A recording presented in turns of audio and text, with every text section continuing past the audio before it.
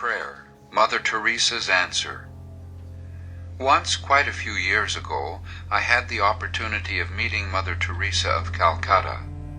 I was struggling with many things at the time and decided to use the occasion to ask Mother Teresa's advice.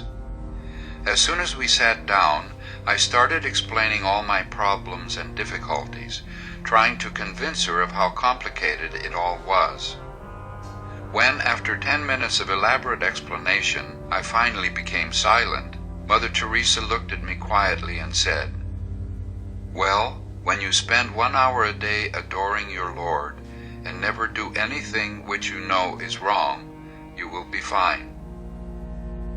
When she said this, I realized suddenly that she had punctured my big balloon of complex self-complaints and pointed me far beyond myself to the place of real healing.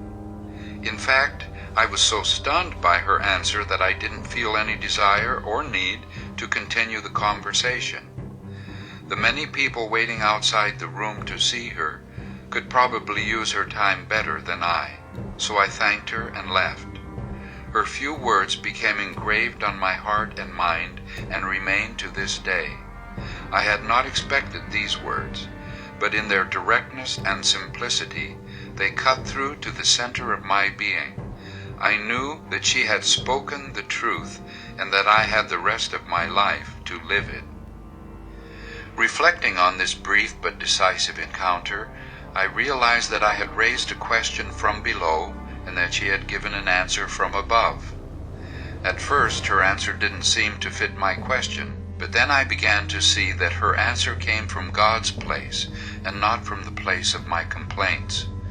Most of the time we respond to questions from below with answers from below. The result is more questions and more answers, and often more confusion.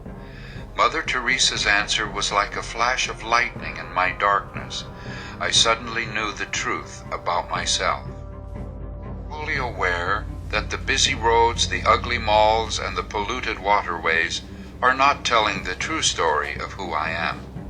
I do not belong to the powers and principalities that rule the world, but to the Good Shepherd who knows his own and is known by his own. In the presence of my Lord and Shepherd, there truly is nothing I shall want. He will indeed give me the rest my heart desires and pull me out of the dark pits of my depression. It is good to know that millions of people have prayed these same words over the centuries and found comfort and consolation in them. I am not alone when I pray these words.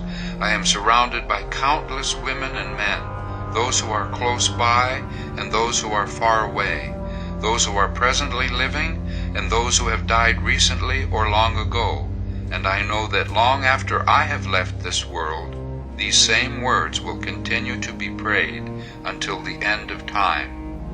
The deeper these words enter into the center of my being, the more I become part of God's people, and the better I understand what it means to be in the world without being of it.